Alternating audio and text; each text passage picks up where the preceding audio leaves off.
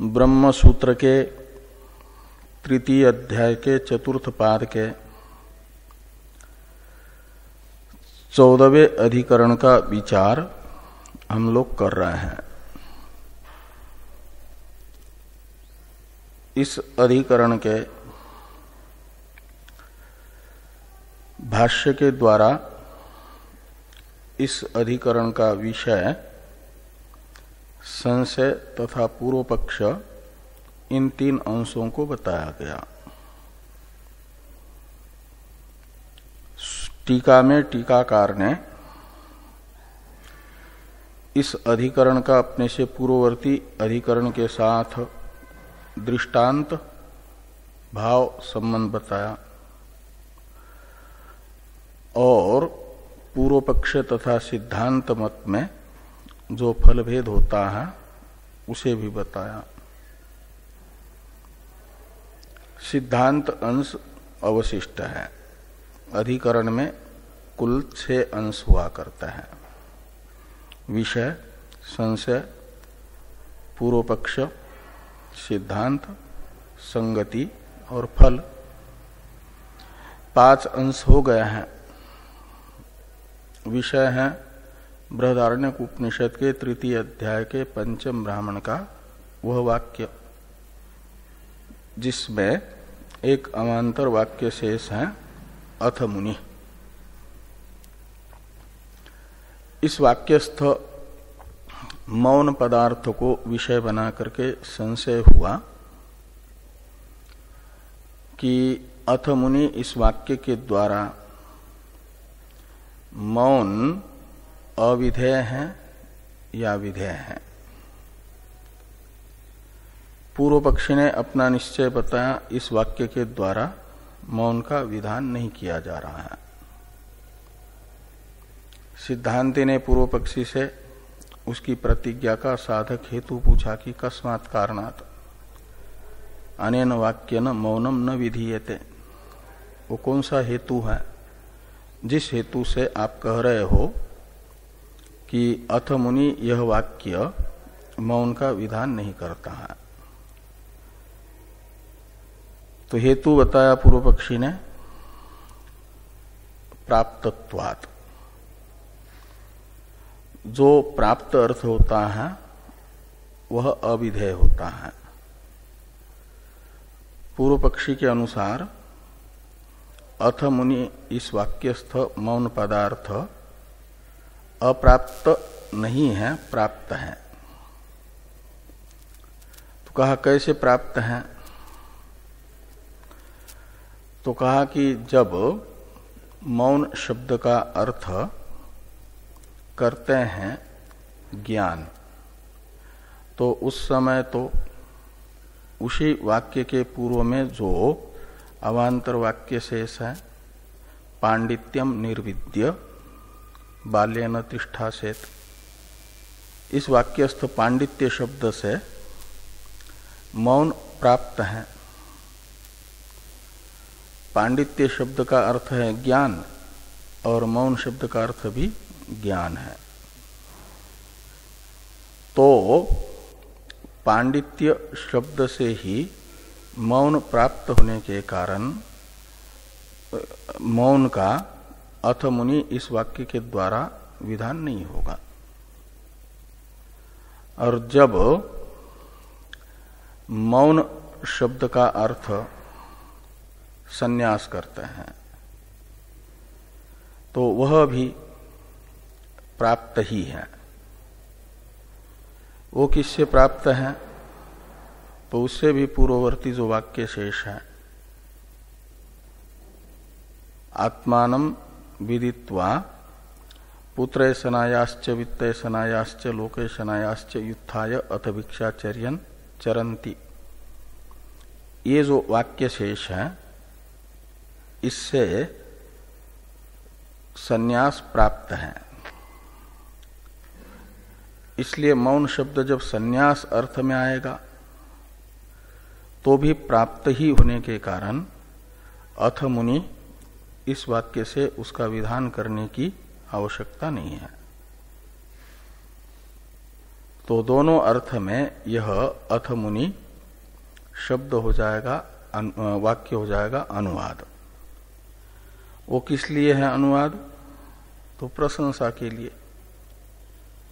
पांडित्य के जब ज्ञानार्थक हो जाएगा मौन पदार्थ, ज्ञान हो जाएगा, तो विहित जो पांडित्य है उसकी प्रशंसा। और जब मौन शब्द का अर्थ संन्यास होगा तो पूर्व वाक्य के द्वारा विहित संन्यास का प्रशंसक हो जाएगा अथ मुनि वाक्य। इस प्रकार पूर्व पक्ष है। इस पक्ष में फल बताया गया था टीका में कि ये जो ज्ञान है, मौन है, उसका अननुष्ठान ये फल हो जाएगा। और सिद्धांत मत में मौन पांडित्य से अलग होने के कारण वह अप्राप्त है, अप्राप्त होने से विधेय हो जाएगा। ये फल है। उसका अनुष्ठान ज्ञानातिशय रूप निरंतर ज्ञान निष्ठात्मक निधिध्यासन का विधान, ये फल सिद्ध हो जाएगा अनुष्ठान। तो इस प्रकार यहां पूर्व पक्ष का टीकाकार ने भी तात्पर्य अर्थ बता दिया। अब भाष्य में सिद्धांत को बताने वाला जो प्रथम सूत्र है इस अधिकरण का, इसका अवतरण वाक्य आ रहा है, एवं प्राप्ते ब्रूमः, यह इसका अवतरण लिखते हैं टीकाकार। सिद्धांत का जो सूत्र, उसके अवतरण भाष्य का अवतरण टीका में आ रहा है, उसे पहले देखें हम लोग, फिर भाष्य को देखेंगे।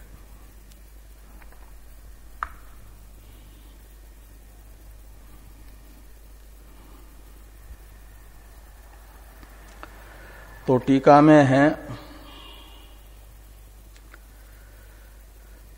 मुनि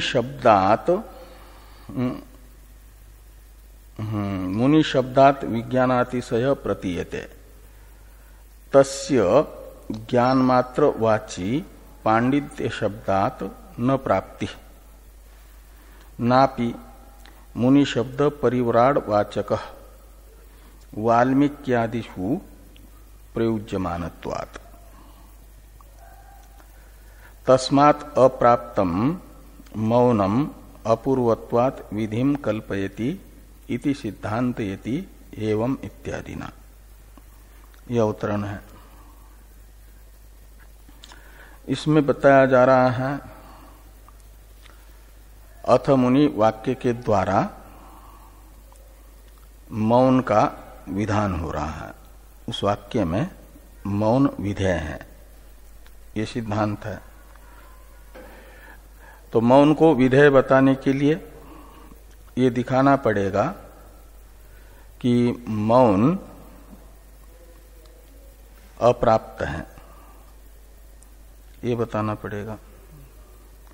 तो मौन को वाक्यांतर से अप्राप्त दिखाने के लिए पूर्व पक्षी जिन वाक्यों से बता रहे थे मौन को प्राप्त, उन वाक्य में विधेय भूत जो पदार्थ हैं उससे विलक्षण ही मौन पदार्थ हैं, ये दिखाएंगे। तो उन वाक्यों से अप्राप्त ही माना जाएगा मौन को। तो पांडित्यम निर्विद्य इस वाक्य में विधेय पदार्थ है पांडित्य, और पूर्व पक्षी मानना चाहते हैं उस वाक्यस्थ पांडित्य पदार्थ और अथ मुनि वाक्यस्थ मौन पदार्थ एक है, इसलिए उस वाक्यस्थ पांडित्य शब्द से ही मौन प्राप्त है। ये तो पूर्व पक्षी का मानना था। सिद्धांती कहते हैं पांडित्यम निर्विद्य इस वाक्यस्थ पांडित्य पदार्थ से भिन्न अथ मुनि वाक्यस्थ मौन पदार्थ है। पांडित्य शब्द के अर्थभूत ज्ञान मात्र रूप मौन पदार्थ को नहीं कहा जा सकता। इस अभिप्राय से लिखते हैं कि मुनि शब्दात विज्ञानातिशय प्रतीयते। तो मुनि शब्द में मुनि पदार्थ का विशेषण भूत जो मौन है वह विज्ञानातिशय रूप है। मौन पदार्थ है विज्ञानातिशय। और वह विज्ञानातिशय रूप मौन कैसा है? तो कहते हैं पांडित्य पदार्थ रूप ज्ञान मात्रात्मक नहीं है, उससे विलक्षण है। इसलिए कहते तस्य ज्ञान मात्रवाची पांडित्य शब्दात न प्राप्ति। तस्य यानी विज्ञानातिशय रूपस्य मौनस्य। तो विज्ञानातिशय रूप मौन की प्राप्ति पांडित्य शब्द से नहीं होगी। पांडित्यम निर्विद्य इस वाक्य से मौन प्राप्त नहीं है।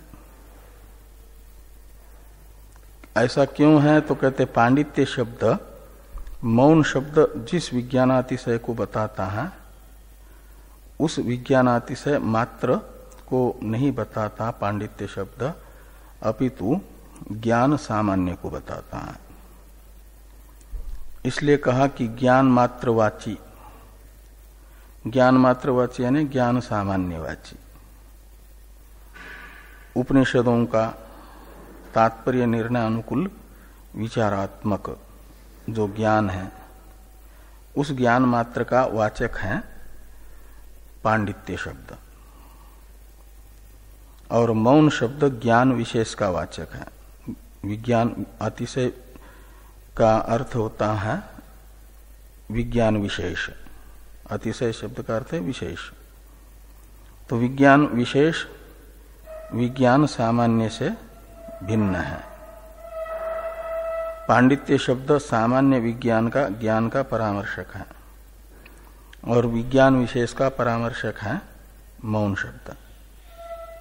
इसलिए मौन पदार्थ पांडित्य पदार्थ से विलक्षण होने के कारण पांडित्यम निर्विद्य इस वाक्य से मौन पदार्थ को अप्राप्त माना जाएगा, प्राप्त नहीं माना जाएगा। तो ये कहा कि न प्राप्ति तस्य ने मौनस्य, न प्राप्ति।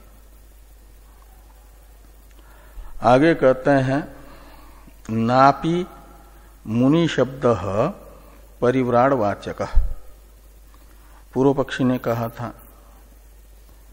मौन शब्द का अर्थ ज्ञान होगा तो पांडित्य से प्राप्त हो जाएगा, और मौन शब्द का अर्थ यदि संन्यास है तो वह भिक्षाचर्य वाक्य से प्राप्त हो जाएगा।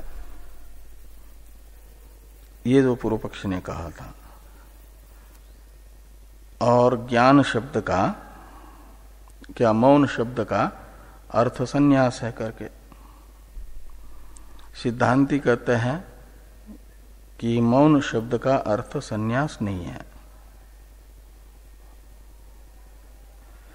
तो नापि मुनि शब्द परिव्राड वाचक। तो जैसे पांडित्य का पर्याय मौन शब्द नहीं हुआ, ऐसे मुनि शब्द परिव्राजक यानी सन्यासी का परामर्शक नहीं है। तो मुनि शब्द सन्यासी का परामर्शक होगा तो मुनि का जो भाव है मौन वो सन्यास हो जाएगा।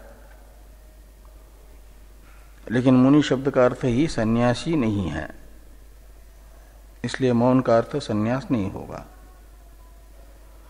कहा मुनि शब्द का अर्थ सन्यासी क्यों नहीं है, सन्यासी में रूढ़ मुनि शब्द क्यों नहीं है?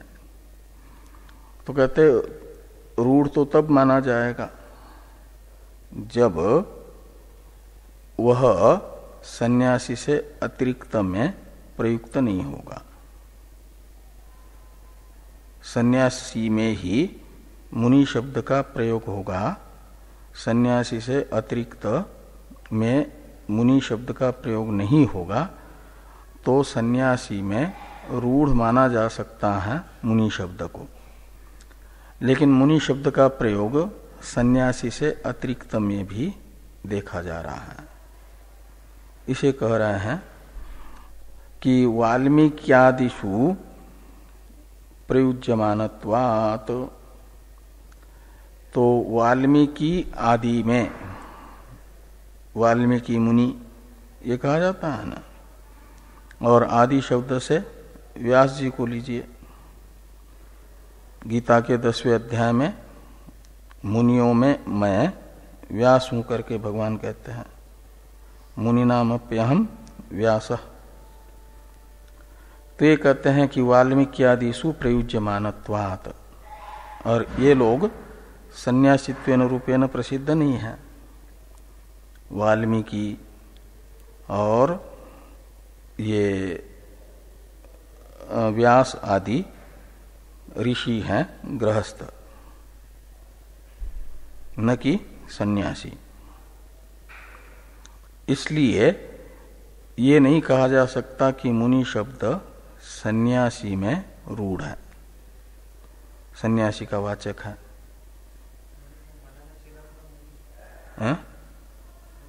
हाँ, तो सभी आश्रमी में घटेगा मननाथ मुनि, इसलिए सन्यास तो नहीं अर्थ होगा ना, ये कह रहे हैं।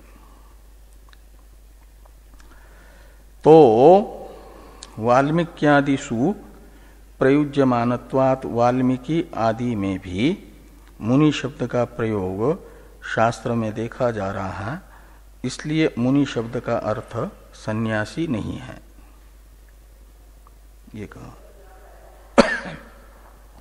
आगे कहते हैं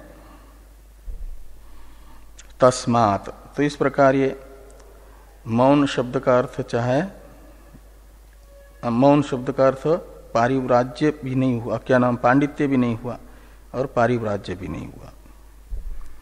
इसलिए पांडित्य पदार्थ से विलक्षण तथा संन्यास से विलक्षण विज्ञानातिशय रूप जो मौन है वह अप्राप्त होने से अपूर्व हो जाएगा, अपूर्व होने से विधेय होगा, ये सिद्धांत है। इसे कह रहे हैं कि तस्मात् अप्राप्तम मौनम अपूर्वत्वात् विधिम कल्पयति। तो अथ मुनि, इस वाक्यस्थ मौन पदार्थ न तो पांडित्यम निर्विद्य इस वाक्य से प्राप्त है, न तो भिक्षाचर्य वाक्य से प्राप्त है। विज्ञानातिशय रूप पांडित्य सर्वथा अप्राप्त हो गया। सर्वथा अप्राप्त होने से, अपूर्व रूप होने से अथ मुनि वाक्य में विध्यर्थक प्रत्यांत पद का अध्याहार करके उसे विधेय माना जाएगा। अथ मुनि स्यात्, यह अर्थ निकलेगा। बाल्यंच पांडित्यंच निर्विद्य अथ मुनि ही स्यात्। श्रवण मनन ठीक ठीक हो जाने पर मौन शब्दित निधिध्यासन करें, यह अर्थ निकलेगा। अथ मुनि,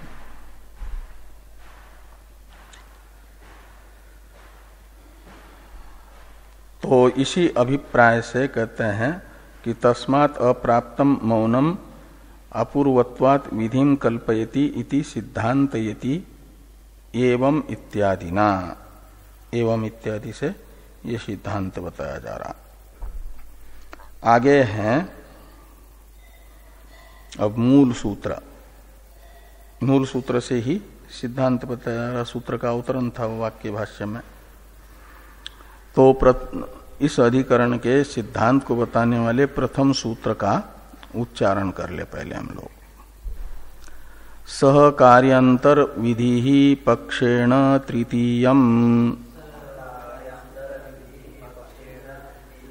तद्वतो विद्यादिवत।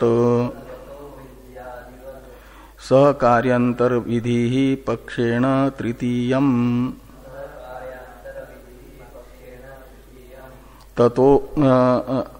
तद्वतो विद्यादिवत।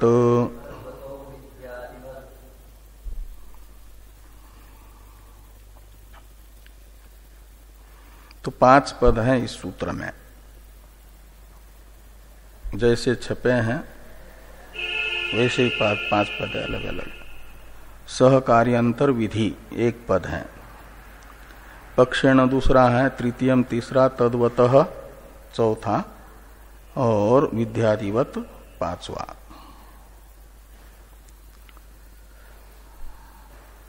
सहकार्यांतर शब्द से लेना है मौन को। सहकारी शब्द से लेना बाल्य और पांडित्य को। सहकार्यांतर शब्द से लेना मौन को। जैसे राष्ट्र, यानी जिस राष्ट्र में आप रह रहे हैं वह राष्ट्रांतर है, जिस राष्ट्र में रह रहे हैं उससे भिन्न राष्ट्र राष्ट्रांतर। ऐसे सहकारी यानी विद्या के सहकारी, मिल करके विद्या को उत्पन्न करने वाले, वो कौन है? पांडित्य शब्दित श्रवण और बाल्य शब्दित मनन, ये सहकारी हुए। तो इन दो से ही विद्या होती है या और भी कोई है? तो और भी है निधिध्यासन, इसलिए उसे कहा जाएगा सहकार्यांतर। तो सहकार्यांतर शब्द का अर्थ निकला मौन, निधिध्यासन। और सहकार्यांतर तथा विधि इन 2 पदों में है षष्ठी तत्पुरुष समास। सहकार्यांतरस्य विधि ही सहकार्यांतर विधि का अर्थ निकलेगा मौन विधि, मौनस्य विधि। तो अथ मुनि, इस वाक्य से मौन का विधान हो रहा है। उस वाक्य में मौन विधेय है। अथ मुनि वाक्य मौन का विधान करने वाला है। ये सहकार्यांतर विधि शब्द का अर्थ निकलेगा। अथ मुनि इस वाक्य से सहकार्यांतर शब्दित तो मौन का विधान होता है। उस वाक्य में मौन विधेय है। ये सिद्धांति की प्रतिज्ञा हुई। अध्यार कर देना हेतु का, बोधक अपूर्वत्वात् इस पद का। पूर्व पक्षी सिद्धांति की प्रतिज्ञा साधक हेतु पूछेंगे, कस्मात् कारणात् स मौनम अथ मुनि इति अनेन वाक्येन विधीयते। अथ मुनि यह वाक्य मौन का विधायक कैसे है, किस कारण से है? तो पंचमेंत अपूर्वत्वात् इस पद का अध्याय करना, अपूर्व होने से।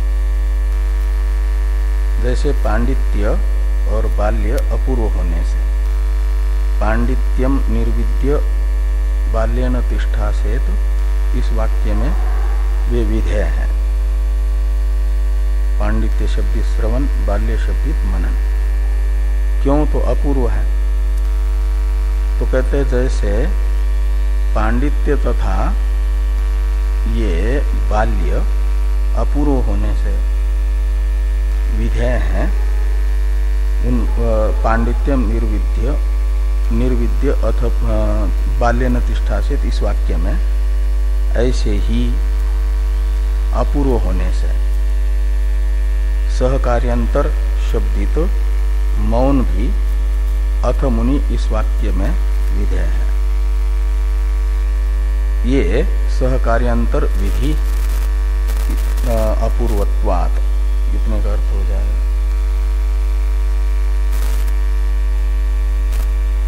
और ये जो मौन है यह विद्या का श्रवण और मनन की अपेक्षा तृतीय सहकारी है। इसलिए कहा कि तृतीयम सहकार्यांतरम विधि यानी विधीयमानम अथ मुनि इस वाक्य से विधीयमान है। तो कहा कि इसका यदि विधान हो रहा है मौन का अथ मुनि वाक्य से,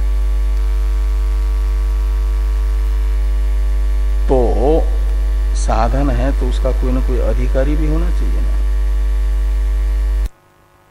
तो ज्ञानातिशय रूप निरंतर ज्ञान निष्ठा रूप जो मौन है यानी निधिध्यासन है,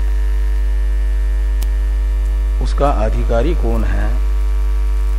किस अधिकारी को अथ मुनि यह वाक्य निरंतर ज्ञान निष्ठा रूप साधन बता रहा है, मौन बता रहा है। इस प्रकार की आकांक्षा को शांत करने के लिए पद है चौथा तद्वतः।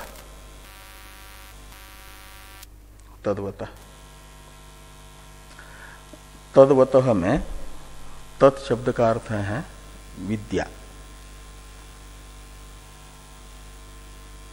और यानी श्रवण मनन जनित विद्या, श्रवण मनन जनित परोक्ष ज्ञान, वो तत् शब्द का अर्थ करिए। और तद्वान का अर्थ निकलेगा परोक्ष ज्ञानवान। तो विद्यावान जो सन्यासी है, विद्वान सन्यासी, ये तद्वतः शब्द का अर्थ निकलेगा। श्रवण मनन से उत्पन्न परोक्ष ज्ञानवान सन्यासी को षष्ठ्यंत है ना तद्वतः, यानी विदुषः सन्यासिनः, परोक्ष ज्ञानवान सन्यासी को अथ मुनि इस वाक्य के द्वारा मौन रूप साधन का विधान किया जा रहा है। परोक्ष ज्ञानवान सन्यासी निरंतर ज्ञान निष्ठा रूप निधिध्यासन में लगा रहे, ये बताया जा रहा है। तो कहे यदि विद्वान है यानी ज्ञानवान है, तो मौन शब्द का अर्थ है ज्ञानातिशय। तो ज्ञानवान है तो ज्ञानातिशय तो प्राप्त हो ही जाएगा ज्ञानी में,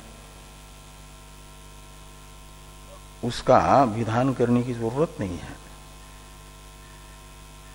इस प्रकार की शंका का निराकरण करने के लिए कहा कि परोक्ष ज्ञानी सन्यासी भी दो प्रकार के दिखते हैं। एक परोक्ष ज्ञानी में विपरीत भावना नहीं होती है, ऐसा सन्यासी कोई कोई होता है क्वचित, जिसके अंदर अनात्मा शरीरादि का आत्म रूप से संस्कार प्रबल नहीं होता।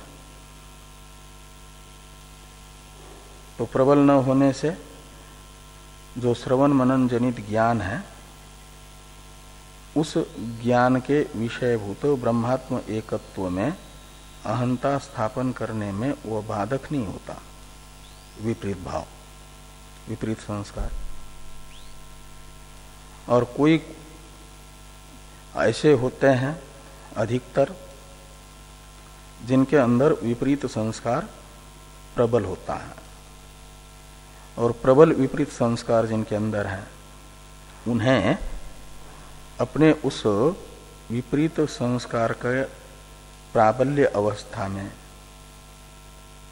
आधिक्य अवस्था में परोक्ष ज्ञान का विषयभूत जो ब्रह्मात्म एकत्व है, स्वयं की ब्रह्म रूपता है, वह उनकी अहंता का आलम्बन नहीं बन पाती।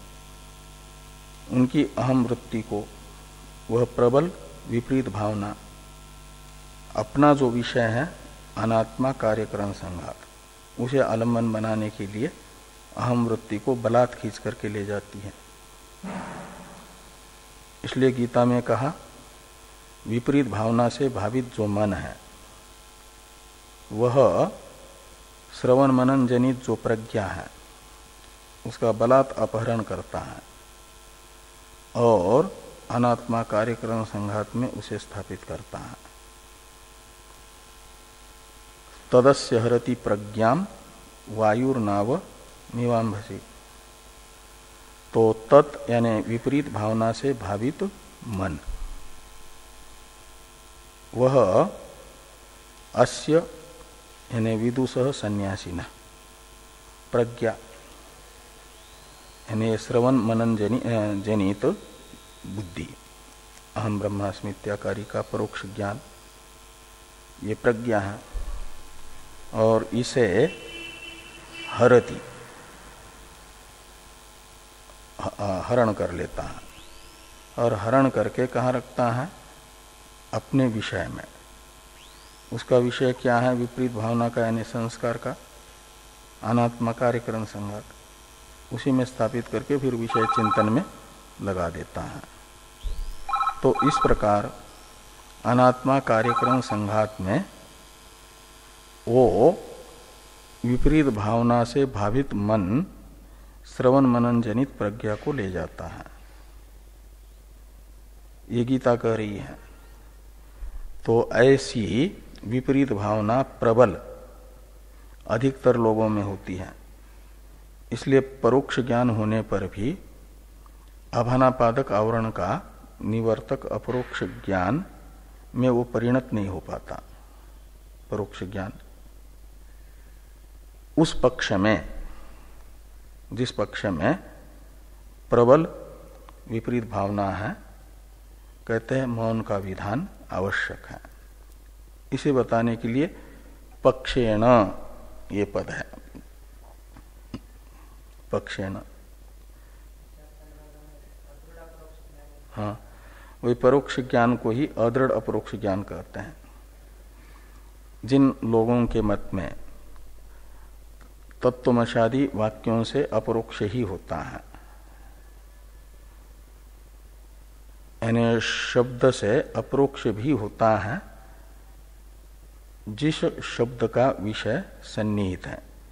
जैसे दशमस्तोमसी इस वाक्य से अपरोक्ष होता है, ऐसे तत्वमसी वाक्य से अपरोक्ष ही होगा। और वह दो प्रकार का है, दृढ़ अदृढ़। तो संशय विपर्यादि यदि है तो अदृढ़ होगा। उसको निवृत्त करने के लिए, संशय को निवृत्त करने के लिए मनन, और विपरीत भावना को निवृत्त करने के लिए निधिध्यासन की जरूरत है। इनसे जब वे दोनों निवृत्त हो जाते हैं, संशय प्रमेय विषयक संशय, प्रमेय विषयक विपरीत भावना, तो फिर वो दृढ़ अपरोक्ष हो जाता है। दृढ़ अपरोक्ष का अर्थ है संशय, प्रमेय विषयक संशय विपर्य से रहित ज्ञान, साक्षात्कार। उससे आभानापादक आवरण की निवृत्ति होती है। और तत्वमसी वाक्य से अपरोक्ष होने पर भी यदि विपरीत भावना होने के कारण वह अदृढ़ है, तो उस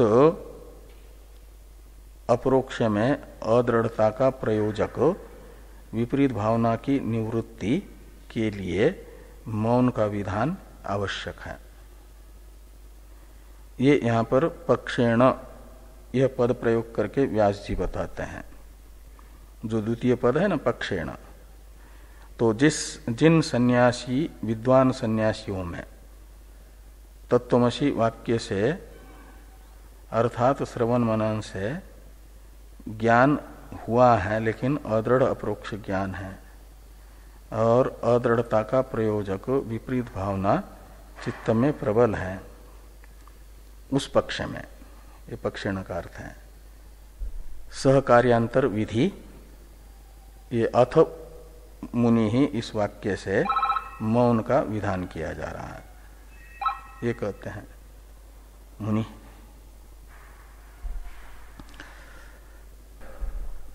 तो सहकार्यांतर विधि पक्षेण तृतीयम तद्वतः, इसे समझाने के लिए उदाहरण बताया विद्यादिवत। तो जैसे दर्श पूर्णमासाभ्याम स्वर्ग कामो यजेत, इस वाक्य से प्रधान दर्श पूर्णमास याग का विधान हो रहा है और उसके प्रकरण में आए हुए जो अन्य वाक्य हैं अग्नि अन्वाधानादि अंग आदि का विधान करने वाले, उन वाक्यों के द्वारा दर्श पूर्णमास शब्दित प्रधान 6 यागों का तो विधान होगा दर्श पूर्णमासाभ्याम सूर्यकामो यजेत इस वाक्य से, और बाकी जो अवान्तर विधि वाक्य हैं उनसे अग्नि अन्वाधानादि रूप अंगों का विधान होता है कर्मकांड में। जैसे ऐसे यहाँ पर ज्ञान प्रधान जो ज्ञान कांड है उसमें ब्रह्म विद्या के साधन के रूप में सहकारी का विधान होगा। पांडित्यम निर्विद्य बाल्येन तिष्ठासेत इस वाक्य से पांडित्य तथा बाल्य का, और बाल्यंच पांडित्यंच निर्विद्य अथ मुनि स्यात्, ऐसे स्यात् इस विध्यर्थक क्रियापद का अध्यार करके मौन का विधान होगा। इसे समझाने के लिए विद्यादिवत ये दृष्टांत है। इस प्रकार ये जो सहकार्यांतर विधि ही पक्षेण तृतीयम तद्वतो विद्यादिवत, इस सूत्र का अर्थ होगा। इससे सिद्धांत बताया गया। इसी प्रकार का सूत्रार्थ भगवान भाष्यकार भाष्य में बता रहे हैं। भाष्य को देखिए। तो एवं प्राप्ते ब्रूम सहकार्यांतर विधि रीति, सहकार्यांतर विधि में समास बताया जा रहा है। विद्या सहकारिणो मौनस्य विधि ही इति सहकार्यांतर विधि, ऐसा लगाना। सहकार्यांतर शब्द का अर्थ कर दिया विद्या के 3 सहकारियों में से जो तीसरा सहकारी है, तृतीय सहकारी है निधिध्यासन मौन, उसे यहां पर सहकार्यांतर शब्द से लेकर के भाष्यकार भगवान ने कहा कि विद्या सहकारिणो मौनस्य विधि ही इति सहकार्यांतर विधि, ऐसा षष्ठी तत्पुरुष समास होगा। बीच में सहकारी शब्द से ग्राह्य बाल्य और पांडित्य, इनको उदाहरण के रूप में बताया जा रहा है कि बाल्य पांडित्यवत विधिरेव आश्रयितव्य, ये सहकार्यांतर विधि ही इस पद का अर्थ कर दिया कि जैसे पांडित्यम निर्विद्य बाल्येन तिष्ठासेत, इस वाक्य में पांडित्य और बाल्य का विधान है, श्रवण मनन का विधि है। ऐसे अथ मुनि इस वाक्य में सहकार्यांतर शब्दित मौन का भी विधान ही समझना चाहिए। अथ मुनि यह वाक्य मौन शब्दित निधिध्यासन का विधान करता है, ऐसा ही अर्थ करना चाहिए। ऐसा क्यों? तो कहते अपूर्वत्वात्। तो पांडित्यम निर्विद्य बाल्येन तिष्ठासेत, इस वाक्य में पांडित्य और बाल्य ये विधि क्यों है, उनका विधान क्यों माना जा रहा है, इन्हें विधेय क्यों मान रहा है? कहते अप्राप्त होने से। ऐसे ही ये मौन भी अप्राप्त है, अपूर्व है, इसलिए वह अथ मुनि वाक्य में विधेय बनेगा। इस अभिप्राय से लिखा अपूर्वत्वात्, ये पंचमेंत हेतु, उसका अध्याय कर दिया। अब पूर्व पक्षी ने जो कहा था कि मौन शब्द का अर्थ और पांडित्य शब्द का अर्थ एक है, ज्ञान, ज्ञानवाची उभयम यतः, अधिकरण सार में आया था ना। तो दोनों ज्ञानार्थक है करके, इसलिए प्राप्त है। ये जो पूर्व पक्षी ने कहा था उसका अनुवाद करके निराकरण किया जा रहा है। पहले अनुवाद है कि ननु पांडित्य शब्देन एव मौनस्य अवगतत्वम उक्तम। यदि पूर्व पक्षी ये कहते हैं कि पांडित्य और मौन पर्यायवाचक होने से पांडित्य शब्द से ही मौन पदार्थ का अर्थात ज्ञान का, श्रवण रूप ज्ञान का विधान हो चुका है, वह प्राप्त है, ऐसा यदि पूर्व पक्षी कहते हैं तो सिद्धांत कह रहे नैष दोष, एष दोष न, यानी पांडित्य शब्द से ही मौन पदार्थ की प्राप्ति रूप दोष सिद्धांत में नहीं है। एष दोष से लेना पांडित्य शब्द से ही मौन पदार्थ की प्राप्ति रूप दोष, वह सिद्धांत में नहीं है। क्यों नहीं है? कहते इसलिए कि मुनि शब्दस्य ज्ञानातिशय अर्थत्वात्। तो मुनि शब्द जो है, ये मुनि शब्द धर्मी का वाचक धर्म में ले जाना, मौन में। तो मौन शब्द ज्ञानातिशय का वाचक है, ज्ञान मात्र का नहीं। निरंतर ज्ञान निष्ठा रूप जो ज्ञानातिशय है, उस ज्ञानातिशय अर्थक मौन शब्द होने से यहां मौन पदार्थ पांडित्य पदार्थ से भिन्न होगा। इसलिए पांडित्यम निर्विद्य वाक्य से तो पांडित्य पदार्थ की प्राप्ति होगी, पांडित्य पदार्थ से भिन्न जो मौन पदार्थ है ज्ञानातिशय रूप, वह प्राप्त नहीं होगा। इसलिए पांडित्य शब्द से प्राप्त है ये नहीं कह सकते, ये यहां पर कहा। आगे कहते हैं मननात् मुनि ही इति च व्युत्पत्ति संभवात्, और मुनि नाम अपि अहम व्यासः इति च प्रयोग दर्शनात्।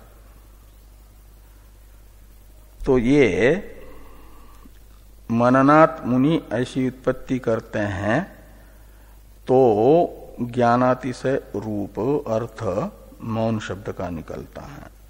वह ज्ञानातिशय रूप अर्थ होगा सभी आश्रमियों में रूढ़, सभी आश्रमियों में दिखेगा। तो ये कहते हैं कि मननात् मुनि इति व्युत्पत्ति संभवात, वो यौगिक शब्द माना जाएगा। और मुनिनाम अपि अहम व्यास, तो यहां मुनियों में मैं व्यास मुनि हूं। ये जो गीता के विभूति योग में भगवान ने व्यास जी को अपनी विभूति बताई मुनियों में, का अर्थ है व्यास के लिए मुनि शब्द का प्रयोग हुआ। और व्यास जैसे अनेक मुनि हैं, उनमें विशिष्ट हैं व्यास जी, इसलिए मुनि नाम अहम व्यास, मुनियों में मैं व्यास हूं, ये कहा गया। इति च प्रयोग दर्शनात् ननु मुनि शब्द उत्तम आश्रम वचनोपि श्रूयते। तो कहते हैं मान लिया कि मुनि शब्द का अर्थ ज्ञानातिशय है, पांडित्य शब्द का अर्थभूत ज्ञान से विलक्षण ज्ञान है, मान लिया। लेकिन मौन शब्द केवल ज्ञानातिशय अर्थ में ही होता है, ये बात नहीं। मौन शब्द का अर्थ संन्यास भी होता है, और मौन शब्द का प्रयोग संन्यास आश्रम में भी हुआ है, और मुनि शब्द उस संन्यास आश्रम को स्वीकार करने वाले सन्यासी के लिए आया है, ऐसा यदि पूर्व पक्षी कहते हैं तो उनकी भी इस शंका का अनुवाद करके निराकरण किया जा रहा है कि ननु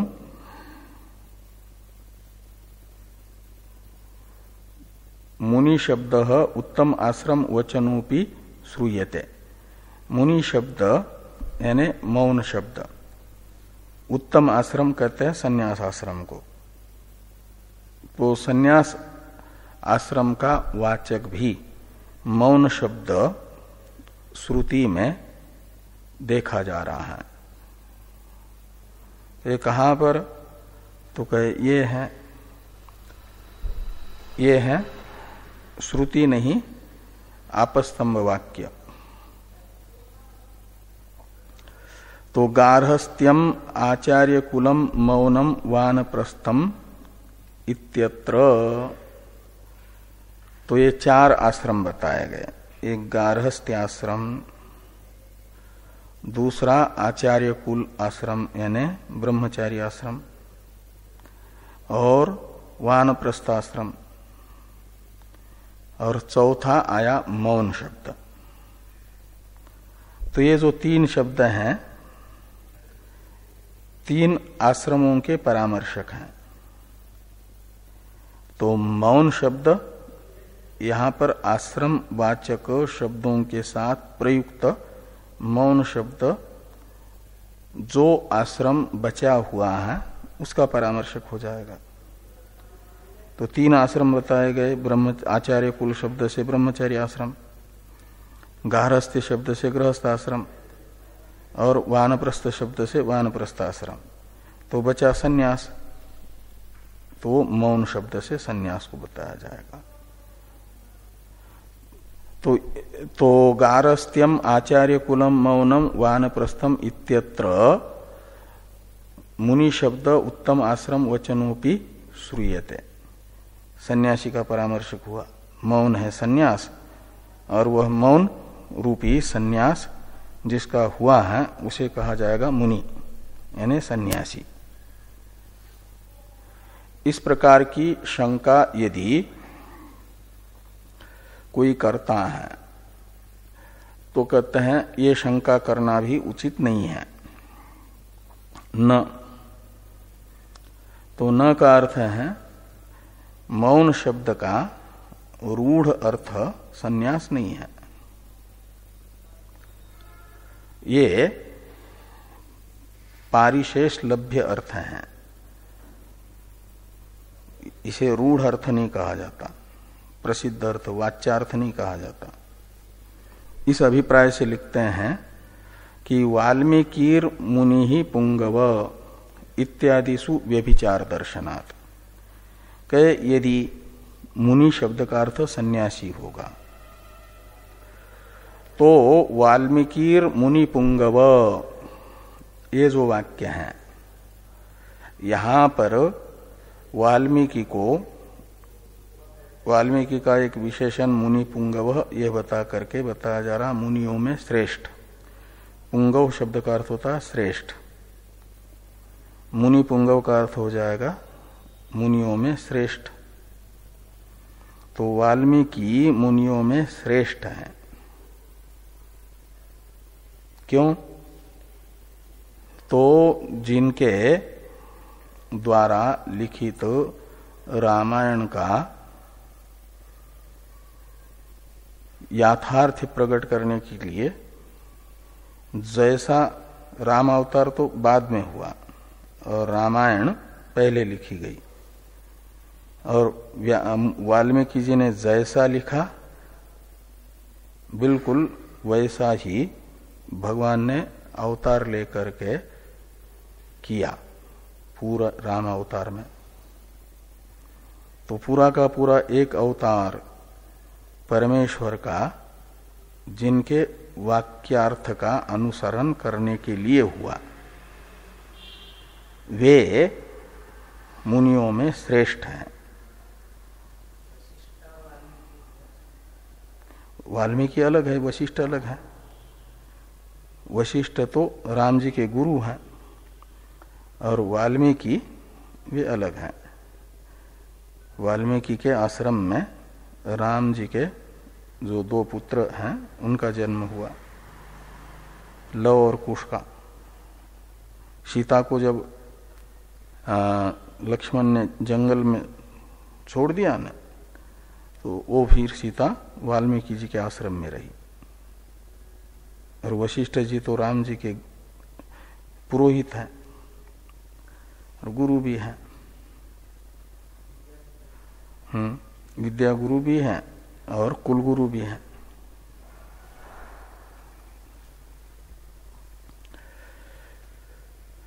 तो वाल्मीकिर मुनि पुंगव इत्यादिषु व्यभिचार दर्शनात्। लेकिन ये स्पष्ट है कि वाल्मीकि जी सन्यासी नहीं है, ऋषि हैं। मुनि अपने गृहस्थ होते रहे, जैसे व्यास जी हैं। तो यहां मुनि शब्द का प्रयोग हुआ है न वाल्मीकि के लिए, और ये कहा गया मुनियों में वो श्रेष्ठ मुनि है। तो यह वाक्य इत्यादि प्रयोगों में मुनि शब्द सन्यासी से अतिरिक्त अर्थ में भी प्रयुक्त होने के कारण ये नहीं कहा जा सकता कि मुनि शब्द उत्तम आश्रम का वाचक है, ये कह रहे हैं।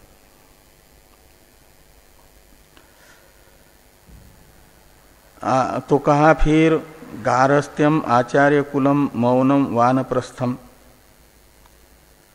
इसमें कैसे ये प्रयोग हुआ मौन शब्द का संन्यास में, तो उसकी गति बता रहे हैं इतर आश्रम सन्निधानात्व इत्यादि से। इसका अवतरण लिखते हैं टीकाकार, आपस्तंभ प्रयोगस्य गतिम आह इतर आश्रमेति। ये जो आपस्तंभ ऋषि हैं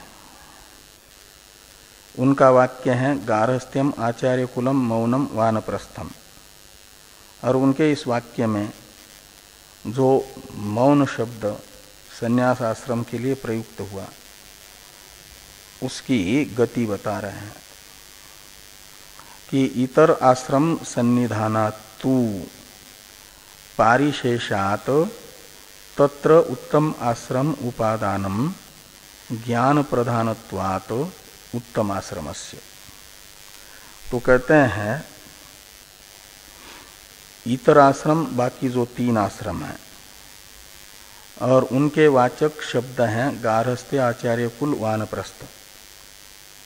इन आश्रमों के साथ आश्रमवाचक शब्दों के साथ मौन शब्द का प्रयोग होने से, ज्ञानातिशय का वाचक मौन शब्द का प्रयोग होने से क्या हो जाएगा कि उत्तम आश्रम, ये मौन शब्द का अर्थ किया जाएगा। तो पारिशेषात तत्र उत्तम आश्रम उपादानम, तत्र यानी अपस्तंभ वाक्य में उत्तम आश्रम का ग्रहण किया गया मौन शब्द से। उसका वाच्यार्थ नहीं है, पारिशेषार्थ है, परिशेष लभ्य अर्थ है।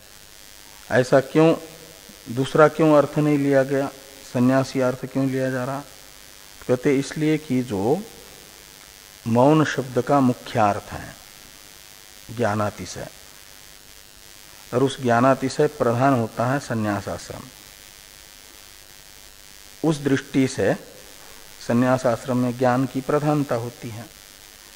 उस दृष्टि से यहाँ पर संन्यास आश्रम में मौन शब्द का प्रधान जो अर्थ है ज्ञान, उसका प्राधान्य होने से